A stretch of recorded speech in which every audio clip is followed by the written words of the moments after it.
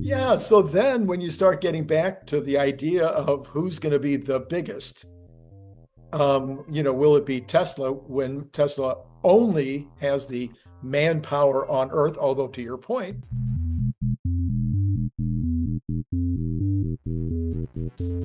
the bots and also the computers, could be all be going to Mars. The cars in various formats, automated vehicles of various kinds can be going to Mars.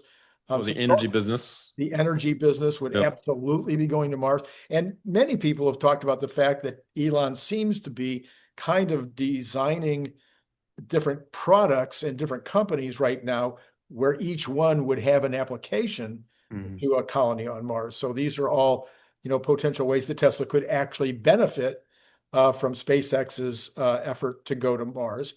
But then will that be enough for Tesla to become larger than a company that, well, here they are. Now we've touched on a couple of these, but let's talk about them just in a little more depth. So, and this is in no particular order, manufacturing rockets and spacecraft for government and agencies like NASA. So we've already done this. We've manufactured a couple of rockets, I think, and also satellites. We've been part of their satellite development program to put on Tesla's rockets to get into space.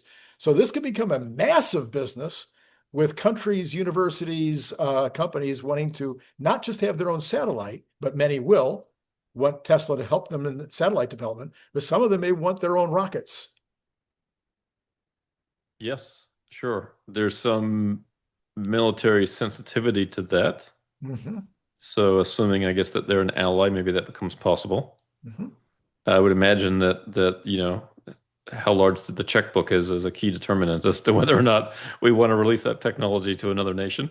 Well, you've got Boeing, which is a military contractor and quite capable of creating military vehicles, and they sell to countries including China, Russia, anybody that's got the checkbook.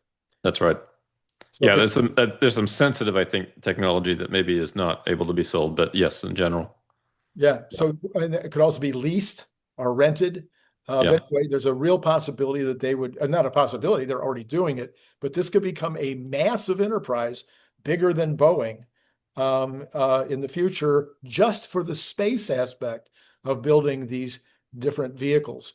And by the way, Randy, SpaceX offers rideshare. They do, yes.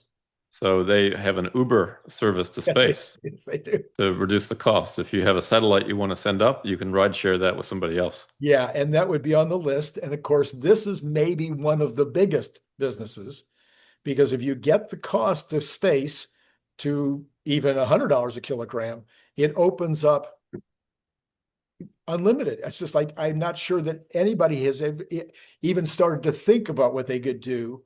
If they could get part of that ride share at $100 a kilogram, I might want to send a kilogram up. It's only $100.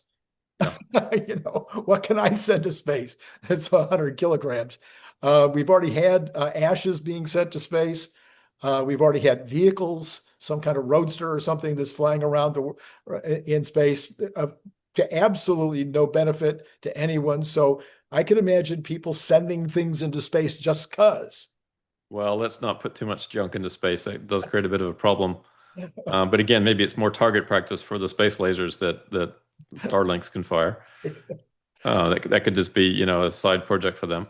Yes, but actual scientific scientific effort, governmental needs like cameras that are shooting back at farms and checking out forest fires and whatnot. I mean, the number of satellites could be, rather huge.